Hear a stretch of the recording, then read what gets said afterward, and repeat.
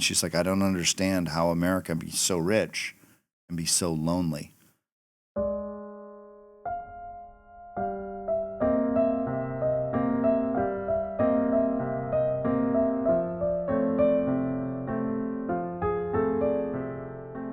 Hey everybody, welcome to today's episode of the Jeff Heilman Project. I'm Jessica Heilman, sitting across from my wonderful husband of almost 29 years. No, I'm kidding.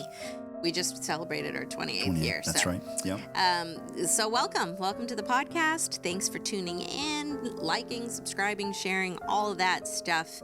We are here hopefully to get to connect with you and come to know you better, even though we're the ones doing all the talking. We are doing all the talking, but it's a podcast, so yeah. Well, through your comments and if you watch on YouTube. By the way, thank you for commenting. Absolutely. There has been some haters out there, and we appreciate their comments too. But the nice ones, we like that.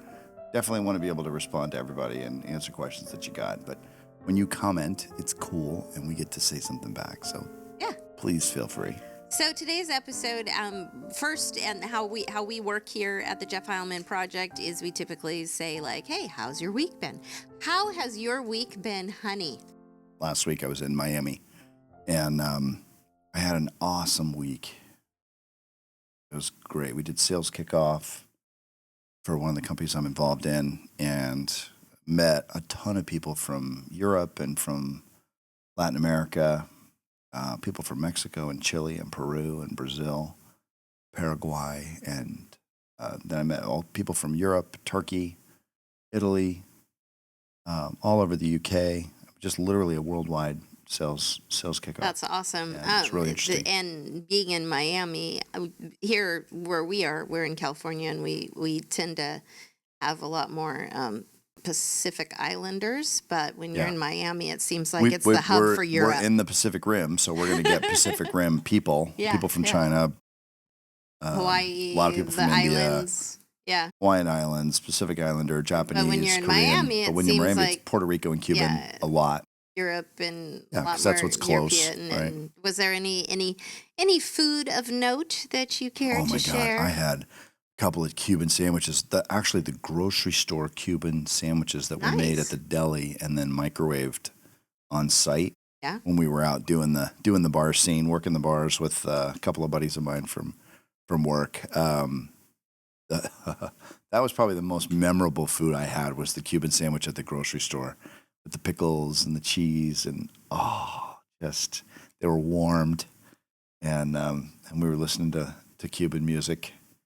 It was awesome. It was a great summer vacation. And it was a chance for me to feel like I try to get to the South a couple times this summer to get the taste of humidity and lightning storms and cicadas and stuff, like from growing up in Texas. So, it's just really relaxing and super hot. And I swam in the ocean. I stayed a couple days prior at South Beach, so got to swim in the ocean every day, which was awesome. And it's so warm. Oh my gosh. It's like you don't even feel a little bit cold because the water's probably in the high 70s. You'll have to excuse me for looking at the table. Jeff Goldblum just landed on the... Jeff Goldblum? Jeff Goldblum just landed on me. Fly pets? Well, that's just one of the biggest horse flies I think I've ever seen. But 4K television, you never know if it's if the viewers can watch it or not. But shot on an iPhone. Exactly. Today's episode, beyond digressing to the size of the horse flies in the room, we're going to talk about vulnerability. We're going to talk about being open, and we have a friend who's been on this podcast, Rob Angel, and he has a moniker on his social media platforms called Being Open, and I think it's brought on a whole new meaning for you this week. And so I think it'd be cool just for posterity to keep track of when these moments in time have come into your life, so that we can look back and see the video. It's really, this podcast is really both a video and an audio diary. Posterity. Video and audible diary for our family and for ourselves to be able to say, hey, when did I have that revelation, and then be able to go back into the archives and actually find out when it was. So would you care to elaborate on your most recent revelation about being vulnerable, about, being open? and what it means to you now versus maybe what it was Well, like before. I'll start with a story of something that really, it changed who I am as a person. And I want to have a record of it on this podcast. I think it's relevant. And I think there's going to be people out there that can relate to it. So I met a woman who was working at the hotel front desk where I stayed in South Beach. Which, by the way, was a random hotel. Let's just set the stage to be you had a hotel reserved for a sales conference, but that one was I was staying at the booked. Intercontinental in Biscayne Bay, but it was booked. And when I was supposed to go Wednesday, the conference was Tuesday, Wednesday. And so they would pay for a hotel on Tuesday night and Wednesday night. But then the flight you can get in whenever you want, as long as you know that you're on the hook for the extra days. Well, I needed to be in early because I was hosting a speaker, and I was going to play golf with the boys on Saturday and Sunday early. So I needed to get in there early. So I had her change my flight. When she backed the flight up, she didn't change the hotel reservation. So I get in on Friday night early, and the hotel is ready to check me in on Monday night, but not on Friday. And so I got to find a place. I just love divine appointments. I mean, Yeah. if that would not have happened or transpired. If I hadn't come out early and they hadn't botched the hotel reservation, then I would have stayed at the Intercontinental, and I would never have met Natalia from Uruguay or Paraguay. I don't know. I think it's Paraguay. Yeah, you told me Paraguay. I think it's Paraguay. So I go into this hotel lobby in South Beach, and I'm checking in, and I meet this wonderful woman in her early 40s who tells me she's a single mom. She's only been in the country for 6 weeks. Now, you meet somebody who's been here a year, 2 years. Most people, when you meet them, if they're immigrants to the U.S., they've been here a couple of years. She's literally 6 weeks in. And she's working at this hotel. She has a day job, and then she's got the evening job working the front desk of the hotel. And we're chatting because it's Friday night, but I check in kind of early. There's nobody really there yet. And, I think actually I checked in later. So all the check-ins, I was like her last check-in at like 10:30, 11 o'clock at night. So I'm sitting there. I'm up because I'm on West Coast time. I'm going to probably take a shower and go out anyway. And I'm sitting chatting in the lobby, just getting a coffee and kind of getting my bearings, chatting across the desk from Natalia. She's telling me she's been there 6 weeks.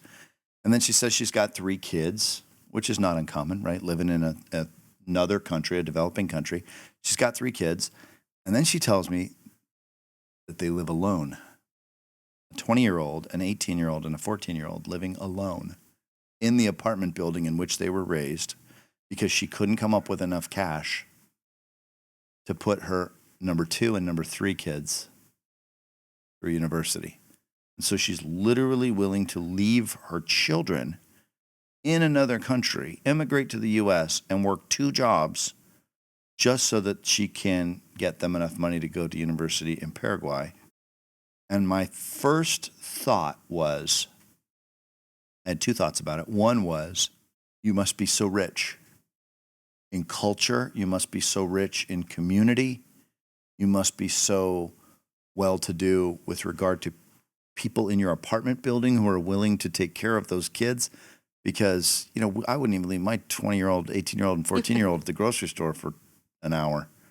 And if I needed a babysitter for my 7-year-old, I certainly wouldn't be able to find one within 100 yards of where I live because I don't have that kind of community.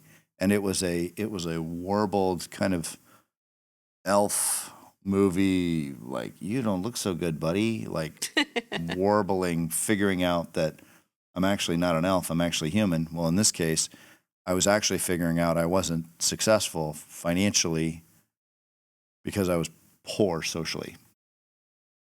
And it was a warbled kind of seasick. Well, it sounds like experience. It was a major revelation, which is why we want to make sure to put a pinpoint in this moment in time to be able to say through this divine appointment of meeting this woman who you were able to have a conversation with, you got a new lens. Yeah, new lenses lenses to look through. She talked about how everybody in that apartment building knew what was going on. The dad lived, whatever it was, 10 blocks down the road. Her mom and dad had gotten divorced and left the country and moved to Argentina. but that she actually felt like she could do it because her kids were old enough that with enough capital resources, they were strong enough, they had a strong enough community and enough people in the building that everybody knew what was going on and they would have taken care of them. And she said, my dream has been to come to the United States, and my father was a university professor teaching English, and that's the only reason why I know, because nobody else I know knows anything other than Spanish. But I was able to get out of that ecosystem and into the U.S. where she could make money. And she was doing this thing, and I asked her, I said, does everybody knows? Like, everybody knows. Everybody's taking care of me. I'm good. I'm good. My community's good. My apartment building's going to take care of my kids. But then she said, but then I come here to the U.S., and even in the Comunidad de Española, like, it's lonely. There's no connection.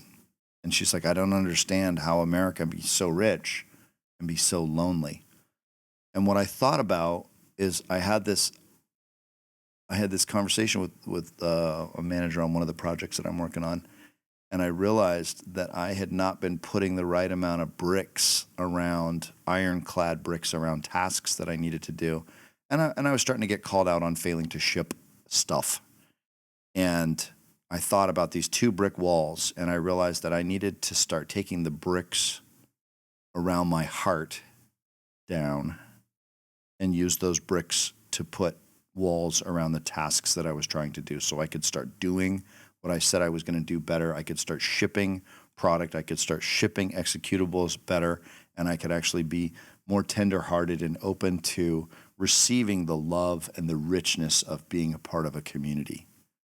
And it was one of the most transcendental moments, I think, of my adult life, coming to that Part of what we were talking revelation. about in this moment, because you called me and from Miami, and I you did. told me I that you called had you met that day. Natalia, and you were what you were thinking and processing, and what we had talked about is how in the past the tendency had been to gather work to do, because the Yes. more work that you could do, the more you ensured that your family wasn't going to starve because you got all this work to do. You would feel successful because you've got all this work to do. You would feel motivated because of how busy you were with all of this work that you have to do. That's right. But that you had kind of gotten into this hoarding work pattern where it's like, I'm just going to have as much work, but yet that work became those walls to build to keep yourself from being able to get very close with anybody. And I know that from a position of many people will accumulate money so that they don't have like if they just had enough money to pay for everything, then I don't have to call my And I neighbor don't and be need vulnerable to have an to have apartment my building neighbor come full over of and help me. neighbors that would help. Yeah. Right. And so I mean, honestly, I thought, hey, if you're good looking, lift weights, have a hot wife, have a fancy car, live in a big house, and have a lot of money, you're going to have a different level of social status than the next person. And I mean, at the end of the day, people can say what they want, but equality is out. Nobody really wants equality. They want to know that they're better than somebody else. They're a little bit better, a little bit sexier, a little bit more fun, a little bit richer. I mean, we're all hardwired to mate and to reproduce with people of our choice. And part of that is being a little bit bigger, a little bit better, a little bit stronger, a little bit more masculine than the next person. We're hardwired to compete in that way. And so to pretend that that's not the case is asinine, first of all.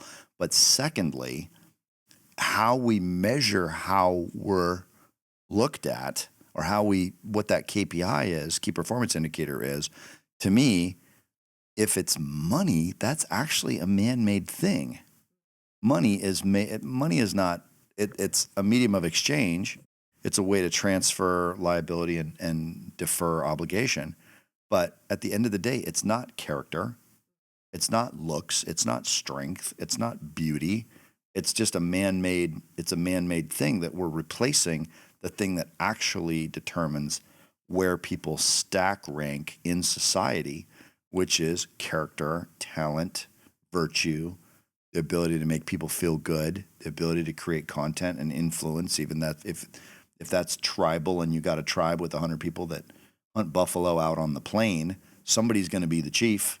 Well, it used to be, and I mean, even when I was when we were first married and we lived in an apartment complex, I know I would find myself doing it, but it used to be if you needed a half a cup of sugar, you just went to your neighbor and That's right. you asked for a half a cup of That's sugar. right. Somewhere along the line, we've interpreted I'm going to go to Costco. needing a half a cup of sugar. I'll never need sugar again. Exactly, as being being like we failed because we ran out of sugar. Oh my gosh, I'm such a terrible provider. I'm such a terrible income earner. I allowed myself to run out of sugar. I know. When it used to be, you just, kids and I were starting, and maybe y'all are doing it too, but we've started watching Dick Van Dyke on Paramount, and we've been watching it, and it's like, Laura runs next door all the time. I need an egg, I need sugar, and that's how we were brought up. That's how my grandparents always did it, and that's how I was initially. But over time, it's like it becomes easier to just overbuy and have these walls of things and these bricks, like you're calling them, of protection, so that we don't have to build community and so that we don't have to ask for anything for help. And what an unfortunate situation that puts us in, because it's robbing us of being able to have fellowship. And our children then end up, our kids are not if I can be honest with y'all, the phones ain't the problem. The smartphones aren't what's doing it. It's this lack of desire to build community. It's this lack. I mean, people used to go to church. Church was a weekly function in which, you get 30 people from the same community and you have together. a park outside where you go eat afterwards. And then you have your potlucks and your church events. And then when people stopped going to churches or assembling together, then you had school. Well, now there's not even, you take your curricular activities at school out, or you're not encouraged while you're sitting in your class to get to know your neighbor, because everybody's got to be ultra sensitive, because everybody's got to be unique and different. And so it's really hard to break out and meet somebody new for the first time, because you don't want to. Yeah. I mean, cliques, unfortunately or fortunately, cliques form as being a type of community, and people who are the jocks come together and be with the jock. It's whether it's right or wrong, they're developing subculture tribal communities within the school. And so if you start saying, well, jocks can't all assemble, and band people can't all assemble because you all have to include each other and be inclusive, and then you're almost frozen to where, like, I don't think I want to go reach out and meet anybody new, because I'm not a jock, and hanging out with people that are jocks doesn't vibe with me. So I'd rather just go home. And so that's not a product of kids being on their phones. It's a product of kids not learning or knowing how to build a community or have any place where they can gather. I mean, we used to have roller rinks. We used to have arcades. Yeah. We used to have gathering places after school. I think there's a thing that parents are missing too, which is that communities do exist through video games. I didn't understand that when I'm like, man, what are my kids doing playing video games? They play video games all the time. I got so bored of video games by the time I was 12 or 13 that I've got kids that are in their late 20s that play video games. But it's social. There's a community aspect to it. Because of the internet. It's because of the internet and the connectivity of the way that they've made games social now. And so do I think kids should play video games all day, every day? I think that it's an indicator to the parents of how much community the children have, and that if they are playing and getting their community needs met by people they maybe haven't met yet, you might want to look at what does that represent. But at the end of the day, if the kids are naturally gravitating toward building a community online, let them. Why is that a bad thing? Mm-hmm. I right? agree. Is it a bad thing because it's different from how we grew up? Well, guess what? I've worked from home for 20 years. I have a laptop on my desk. My kids all know where it is. My dad didn't even start bringing a computer home until I was almost out of high school. So the fact that he doesn't work from home, I think that we're also seeing a resurgence of board games. Kids are coming together to play board games, card games. Just being able to find something that you can encourage. You had the boys get together and play cards the other night. Poker night. That was last Thursday. That was super fun. We were at church on Sunday. We went to the Giants game last night. We've got video games to build. We've got a team chat for our family where we're talking about things like the election and some of the politics and things going on. Also, I've taken now, thank goodness for social media. So my LinkedIn, I posted a couple things on LinkedIn over the last week that have, I wouldn't really say they've gone viral, but I got one that's got over 20,000 impressions on one of my posts. And now I'm starting to get 500 or 1,000 impressions pretty much every time. And so I had multiple people from Sales Kickoff and multiple people from LinkedIn. I just got off a phone call prior to this cutting of this podcast right here with a friend of mine I haven't talked to in years from Oracle, who's starting a new company. Like I want to be part of that community. I want to be receptive to the wealth of and richness of other people involved in my life. And so the message for today's title of the message would be walls around your tasks and walls around your heart. And I would say that walls around your heart don't belong and walls around your tasks do belong. And the walls around the tasks represent a start and a finish. A start and a stop. Like we ship a podcast every week, on Tuesdays on audio, on Fridays on video, and it ships every week. The same time, 9 a.m. every Friday. We have every Tuesday. Our YouTube channel has an upload that's already pre-done. We have 5 shorts a day that go up. I post every day on LinkedIn and Twitter. I'm cross-platforming all of those and working on a newsletter to ship once a week, which will go out via email on Saturdays. Like we're getting consistent about shipping stuff. And I'm starting to get consistent about shipping stuff in my job, getting my expenses done, making sure we have a newsletter for the stuff at work, making sure we have quarterly business reviews with all of our customers, making sure we don't drop the ball on tasks that are requiring me to follow up on stuff, and people reaching out to me for jobs inside the company or coaching calls. Like I'm delivering and executing a tremendous amount more now in the last few weeks by simply putting walls around my tasks and saying, this is what I'm going to get done this week. And I'm not going to do anything else. I'll take distractions. I'll take interruptions. I'll take those things as they come, but I'm going to ship this subset of what I'm trying to get out the door by the end of the week, into the quarter, into the year. And I'm going to be hard nosed about those bricks around my tasks, but I'm actually going to be much softer with regard to the bricks around my heart, which I feel has kept me. Normally, if I'm on a sales kickoff and people want to go out, I'd be like, forget those guys, man. I'm going to bed. I don't need to be hanging out with you all. You guys aren't helping me. And it's defensive. It's angry. It's representative of how I grew up. My parents didn't have friends over, ever. My dad had like one friend who would ride his bike down from Seattle like once every 5 years. And then my stepmom had like one friend. Other than that, they didn't have friends. They didn't socialize. They weren't interested in being exposed to other people because they felt, I think, a huge sin consciousness from being on drugs and alcoholics all the time. So that was rough. And then my stepdad had a couple of friends, but really just it was the same usual suspects, and it always revolved around drugs and alcohol. And it's like if they had money and they had drugs and alcohol available, they'd have friends over. And if they didn't, then we just sat and watched TV. And that's what was modeled for me. That was what I grew up doing. So I thought that was pretty normal. And now we get into this with the Leave It to Beaver family with 7 kids and church group and birthday parties and people coming over. And we had a garage sale 2 weeks ago where Sonia came over and hung out with us on that. We had breakfast with some friends, and then the game. And then, we went out a couple of nights ago with Mark and Christine. So, and then last night we were at Copita, and I think Teresa came. Teresa's our next door neighbor. Teresa came and she was already there, and I was like, "Hey, what if we get Teresa and Errol over?" And I think he was deep doing edit. Our next door neighbors do video editing.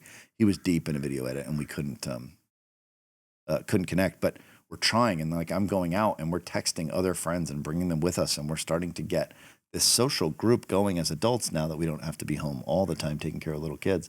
And not only is it really nice, but it makes me feel like we're actually adults and doing adulting, Well, let us know in the comments how you feel about how adulting is going and the importance of community. Do you have things like you do once a year, maybe you get together with your girlfriends. We have Michelle Trail, who was on the podcast before.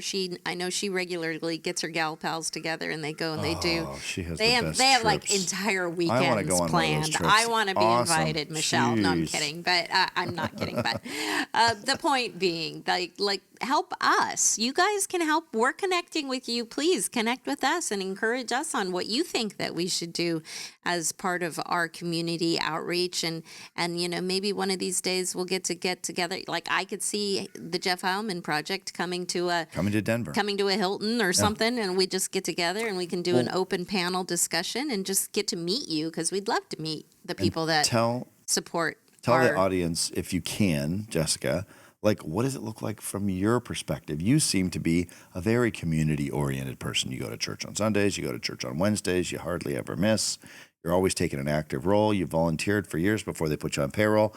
And then when it got to the point where it was better for the church that you didn't, you still volunteer and show up like clockwork.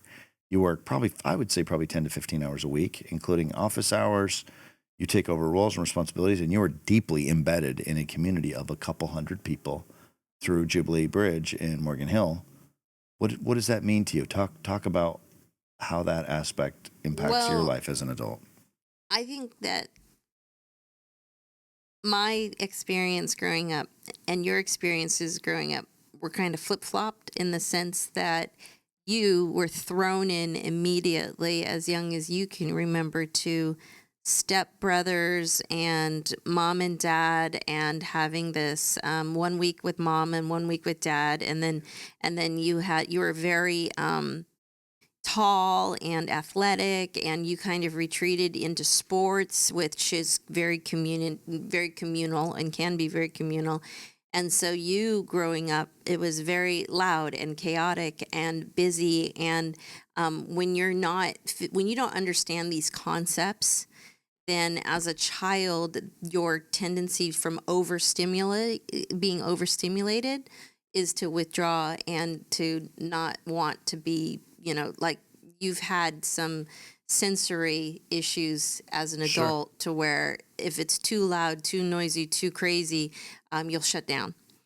I, on the other hand, being an only child who had two working parents, I spent a vast majority of my time alone, in the quiet, playing, watching TV, or it was just quiet. Like I communicate now, and I do a lot of communicating now, but that, as you know, was very difficult for me even just, a few years ago, and I still struggle with feeling like I'm, have the right words to say, because I spent so much of my life not even talking.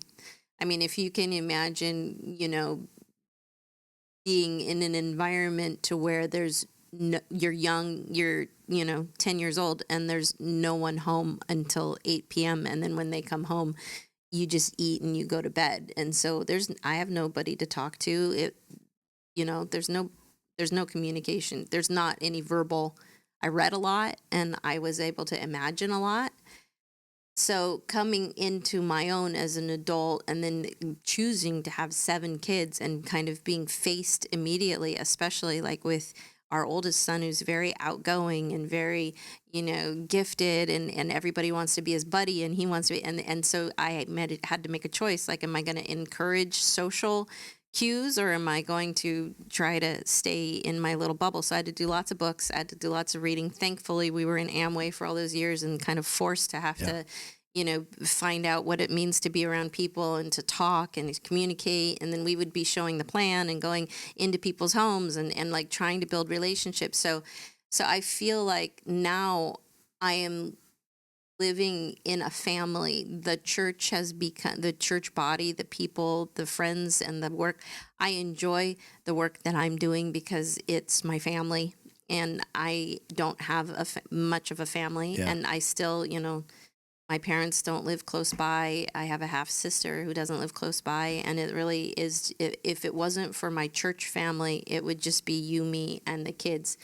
And I need people, and I've come to learn that I need people. So now versus where you kind of were thrown into chaos and retreated, and then now you're having to learn to pick and like, okay, like it doesn't have to be dysfunctional. There can be fun in the family. Like it doesn't have to be dysfunctional. I can have an awesome community that's all supportive and like wants to make you feel like you're a kid again, but like the best version of being a kid.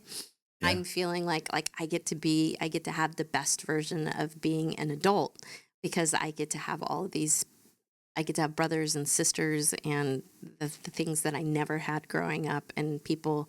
I can have people to call and talk to, and they want to talk to me, and I want to talk to them. I think that having that be an extended family, sense of social. You've always run our social calendar, and I've always been heads down working, and I think that's okay. Now, I wouldn't necessarily think that we have to change that, but I can tell you that I've definitely pushed back on social calendar engagements, and I'm realizing that. Well, I've always wanted to make it available. I used to in the early years of our being married.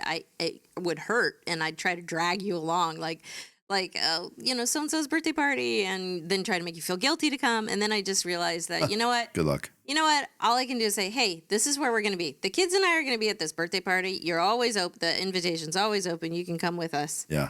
This is where we're going to be from 3 to 4. Come if you want, but I'm not going to get offended if you don't come. Yeah. And it's kind of been the same with church when, there's been a lot of times when I've gone to church without you or we've gone and done social events without you. And I'm saying, this is where we're going to be. And I hope that you can come. But if you can't, we totally get it. We totally understand, man. Everybody's walking their own walk. Everybody's on their own journey. I'm not going to be offended by you because if you don't want to come with me to my journey and be a part of this communal thing that we're building, but I think it's valuable and I think it's important, and it definitely has helped our own kids to feel like they've got friends, and so especially as homeschooled kids, it's important to have an understanding of people and being around other people. I totally agree. And when I heard Natalia talk about how lonely it was, I was thinking like, hey, what better place could somebody from Paraguay show up in the United States than Miami? I mean, it's a huge Hispanic community, millions and millions You think, of people. Immediately she'll just fall right in. You don't even need to learn to speak English. Like, why would you if you didn't know how to speak English? Because everybody there speaks Spanish anyway. Yeah. And you're part of a community that's already embedded. And for her to say, oh, America's the loneliest place I've ever been in my life. And even within the Hispanic community. Even within the Hispanic community of somebody who's a native Spanish speaker from Latin America moving in, and they're like, no, I have no friends. There's nothing here for me. I just thought, wow, here's somebody who's coming to my country that's supposed to be super rich, richest country in the history of the world by a country mile, and we don't even have community to watch our kids if we were gone for an extended period. The currency that matters. Yeah, is the currency not there. that matters is a social type of capital. And if you focus on building a social type of capital, I think you might be surprised at what ends up happening. Because of that meeting, I was able to go into my sales kickoff and I worked the rooms. I'm like, these are my people. I need to get to know these people. We're trying to get stuff done here at work, and it's less about like I want people to do stuff for me and more about the fact that I've been a non-participant in a pre-existing community of people that if they had somebody who had the talent and gifts and skills that I can bring to the table, they would actually probably receive me into their community as long as I wasn't a jerk. And so I kind of did this hypothesis. So I get in on Friday night, Saturday night, Sunday night, Monday night, Tuesday night, Wednesday night. I leave Thursday. Okay. And the conference is basically end of day Monday to end of day Wednesday is when we're doing it. So I show up on Friday and I have this conversation with Natalia, and it changes my life. It literally smacks me in the face, this kind, gentle, early 40s single mom who could not be more vulnerable than to have your 3 children living in an apartment building in another country, so that she's been here 6 weeks, barely speaks the language. I mean, she does, but she doesn't, she's struggling through it and has no sense of community, no money, and she's just trying to put her kids through college. What could possibly be more vulnerable? What type of person? Like, I don't know what. And yet, the wealthiest person that I've met recently from a social capital perspective. So I take this approach and I'm like, all right, I'm going to fix this. I'm going to actually double down. I'm going to take the brick walls around my heart down, and I'm going to start seeing the world through a lens of social capital, not so I can use people. I want to make really sure people who think in terms of capital and capitalism think in terms of using other people or using other people's capital. I get that. That's not what I'm talking about. I'm talking about being a part of a community and making a contribution, not leveraging humanity and getting rich by milking human capital, labor, in order to create dollars. That is not what we're talking about here. All right, so I go out and I start hitting the bars with the team at the company that I'm working for. And so I go out Sunday night with a few people that show up early. And I go out Monday night and I'm hitting the bars. I went like 2 or 3 bars, and there's all the bars within the hotel because we're the big conference. It's all work people. So the good news is you're safe, you're with people you know, and the chances that if you getting to know people. So I'm meeting like a dozen people on Sunday night, and then another couple dozen people on Monday night. And then at the conference all day during the day, I'm meeting people. And then we go Tuesday night was rough, man. I was out super late. And then I had a meeting with an executive first thing on Wednesday morning, and the person wasn't there. And I had been out, I had like 4 hours of sleep between Tuesday night and Wednesday night. Wednesday night's the second day of the conference. And I was hosting a customer of mine who came in to speak for our conference all day Monday and all day Tuesday. And then they finally go home Tuesday. So now I'm off the hook. I can rest. So I go back to the bars with all my team members. And I think I was at 3 different bars on Tuesday night and met probably 40 or 50 people. And by this time, they'd seen me in the halls. They knew what I was doing. I'd done a pretty large, sizable deal last year. And I got some recognition of that. So everybody's kind of knowing who I am. And I'm like invested now. I'm changed my lens on this. And let's make sure that everybody understands that it's basically a social pub crawl. You're not getting drunk. Yeah, I'm drinking 2 beers a night. You're not getting 2 beers a night, 3 beers a night. You're not stumbling. Yeah, I'm not wondering which direction is the hotel. I thought it was over there. No, not that kind of bar hopping. No, in fact, scene. on day 3, I was drinking shandies, and I had to tell the guy how to make them, which is half lager, half Sprite, to make your beers a little sweeter and 2% alcohol instead of 5. So Wednesday comes around and I'm feeling the vibe. Like everybody knows who I am in this conference. And as sales guy, it's not like Cisco or Oracle. There was like 300 people there. So within a couple of days, you're going to get to meet everybody, and you're going to get COVID, which half the people in the room ended up coming home with COVID. I did not actually get COVID. Wednesday day, I have this meeting in the morning with an executive, and we had to reschedule. So I'm feeling a little tired, and I'm looking down, and I've got these agendas, and what I didn't realize is they didn't match. I got a custom agenda for where I was supposed to be. And so like 9 o'clock, I was like, I could have sworn I needed to do something at 10, but I didn't know what it was. I looked on my agenda. There was nothing. But I'm like, I feel like I should do something. So I kind of, make my hair look good. We've now gone from, suit top and bottom to suit jacket with mixed separates and dress shoes to loafers and linen pants and a linen jacket and a linen shirt on day 3. And it's Miami. It's resort casual was the dress code for the event. And I was, I had a sport jacket on, but I think that you pretty said relaxed. when you were retelling me the story, you said, it's like 9:30 in the morning. You're like, I know there's something on the main stage, which is because you're staying at the place of the conference, and there is a main stage where there's 300 people. And you're like, let's be respectful. I'll put on my jacket. I tried to get to the executive meeting, which takes precedent. We'll go down to the main stage, and I should try to attend. I should attend. Yeah, even I should be there. So I get down there at like 9:35, 9:40, and I go to pour myself a cup of coffee, and my phone rings. And it's the Chief Revenue Officer, it's not uncommon for me to speak to this person. So I pick up the phone for the Chief Revenue Officer, and I go, hi, name of person. And it's actually the comedian who is the host and the MC for the event that we're at. Her name's Dana. She's wonderful. And I'd had a couple conversations with her in a small group over the last couple of nights talking about what broke her comedy career open. And she says, hey, Jeff, it's Dana. Dina. Dina or Dana? I think it's Dana. Sorry, I'm mixing it up with my son's future mother-in-law. Dana, I think it is. And she goes, hey, it's Dana, and you're supposed to be on stage right now. And I'm like, oh, that's interesting. That's kind of cool. I didn't think about that. And I said, oh, my gut reaction was, well, it's a good thing I'm on the other side of these doors right now. And I hear this in the microphone, and then I hear this through the doors on the other side. And I'm like, wait a minute. Are they waiting for me? Like, I'm thinking they're waiting for me. And I didn't know it because it didn't show on the agenda. So I opened the doors, and 350 people from 40 countries like stand to their feet and are applauding. And there's a seat sitting for me in an event that I didn't know I was supposed to be in, on center stage in the main ballroom, honoring me and my sales engineering team for this deal that we did that was kind of the monster deal. And I just scream at the top of my lungs. I'm like, yeah, this is awesome, right? And everybody jumps up and is screaming. I'm like, standing ovation before you start talking is kind of cool, right? It's like they're expecting something cool to happen. So I like walk down the middle aisle of the stage and I'm actually dressed up, looking appropriate. And rather than go through the side of the stage, I just forget it, right? Right over up on the top of the stage. And there's a chair sitting there with a mic already sitting in it.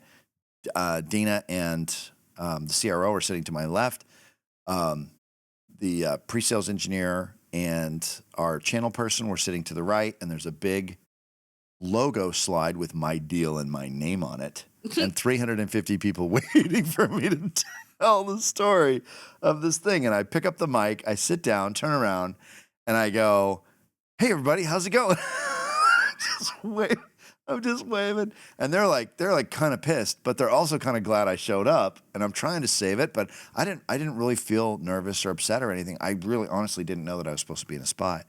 And so the CRO leans over and he says, well, actually, no, Dina says in the prep, well, hey, in the prep work for this meeting that you were supposed to do, you're supposed to tell us about something about yourself. And I just said, well, I'm rarely on time and I'm always over budget. And the crowd just busts up laughing because I already own the crowd. I'm already owning the room because I've been working with these people over the last 3 or 4 days just trying to build social capital. So everybody's laughing.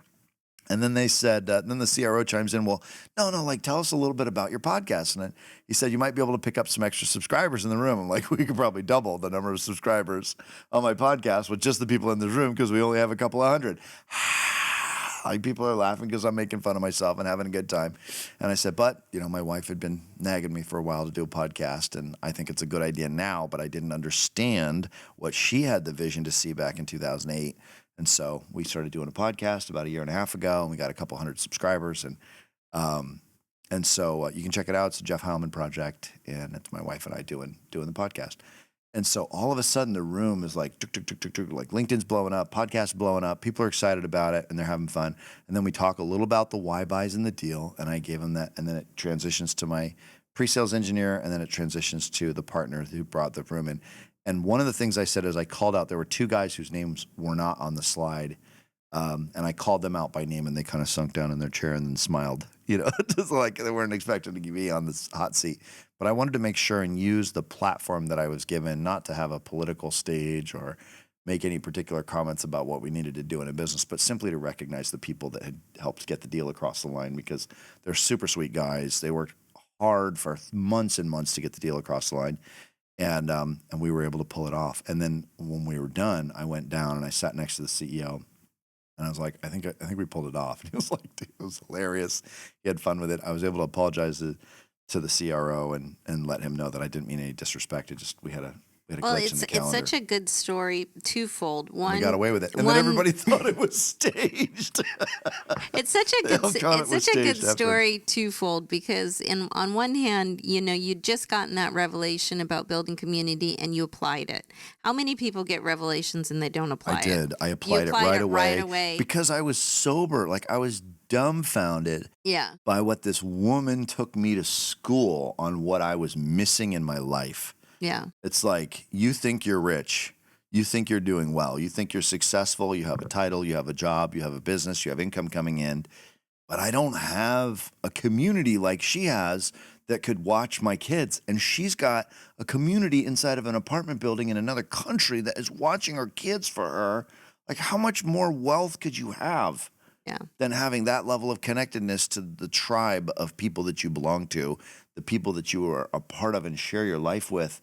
And it made me sad about the fact that I really have not, I've been kind of a jerk, I think, to people with regard to community. And it wasn't on purpose. It was more just like, I don't have time for that.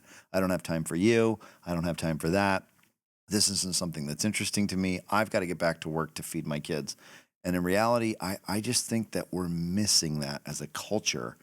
And we don't need to be. There are people all around the world that have no money and they have a community. And I think that they're happy and they live and they die in their towns and they raise their kids and they make love to their spouses and they dance and they sing and they eat and they work. And it's awesome. And I think we're missing that. Secondly, I think that it is just a real, I love the illustration and I love how it happened because you were so busy building a life and building a community that it kept you from over preparing. Like you didn't even know, like what a blessing it was that your agendas didn't line up. Because if you would have known, you would have holed up in your room and like tried to prepare to bring the best content and like over prepare so that you could have this perfect experience up on the panel. But because you didn't even know, because you're so busy having a life and having a good time that you are enjoying what you've been given, and then because you're enjoying what you've been given and what you've had, you didn't fall into the same trap of over preparing and then basically scaring yourself out of the quality experience of being able to go on autopilot and crushing it. So thank you for sharing your story. Thank you for being open and vulnerable. And I'm excited. I'm excited to see what the future holds for the Jeff Heilman Project. I'm excited to see what the future holds for the new and improved Jeff Heilman. I do think I'm new and this improved. Social butterfly that is actually one of your main strengths from StrengthsFinder. It's one of my strengths from StrengthsFinder, and is being winning able others to over. do it is pretty awesome. And I think if we think in terms of social capital and we start to realize that we deserve to build great relationships with people that we work with, I think that we'll find a whole lot more joy and value in the work that we do. I think we'll do better work. We'll probably make more money. And I cannot tell you the number of people that have come up to me after that speaking engagement and after that week.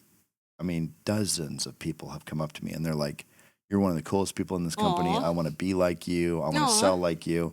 And I'm like, "Oh, careful what you wish for," right? But taking it in stride and help them and serve them. And it's just a wonderfully rich, I think people in the Marine Corps, they talk about you're never going to fight to save your own life, but you will kill to save your brother. You'll kill to save somebody else in your platoon. That's nice. And I think that connected community aspect of doing your best work so that you can show your counterparts who you are.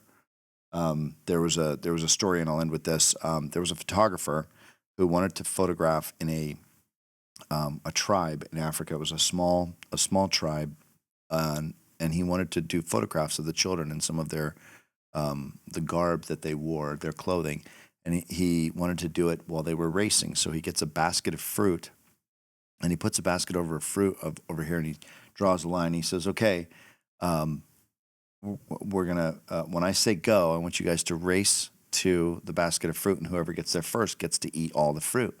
And they said, "Okay." They got ready. And then he said, "Okay, go." And they all raced to the basket of fruit holding hands. And they all got there at the same time, and then they all started eating the fruit. And he said, "That's really interesting. Like, tell me what was going through your mind as you were thinking that, like, you're all holding hands. Why didn't one of you race ahead so that he could get all the fruit to themselves?" And he said the answer was Ubuntu. They were addressing him saying, "Ubuntu, how can one of us be happy if all the rest of us are sad?" And he said in their language, Ubuntu means I am because we are. And so Ubuntu, to you, the community who's watching this, Ubuntu to you, my wife, and my kids and our family. And I would say that we are, I am because we are is a thing. And I think that how can one of us be happy if all the rest of us are sad is a way of looking at community that offers up a chance. We're going to have inequality in income. Sorry, it's just the way it is. And it's not something that one person makes the rule on. It's just the standard of economics, because communism is the equal sharing of nothing. It's the equal sharing of misery. So you're going to have disparity in income because you have a disparity in outputs. So that's just a law of the universe. And the only way to make it go away is to make sure everybody has nothing, which means the government owns the means of production. That's communism. It doesn't work. We've tried it 100 different ways. It will never work. So getting to actual equality is not the goal, but having community where we can share in our life together, I think it absolutely is the goal. And I think it's my new leaf that I'm turning over for 2025. Awesome stuff. We'll see you guys next week on the Jeff Heilman Project, and God bless. See ya.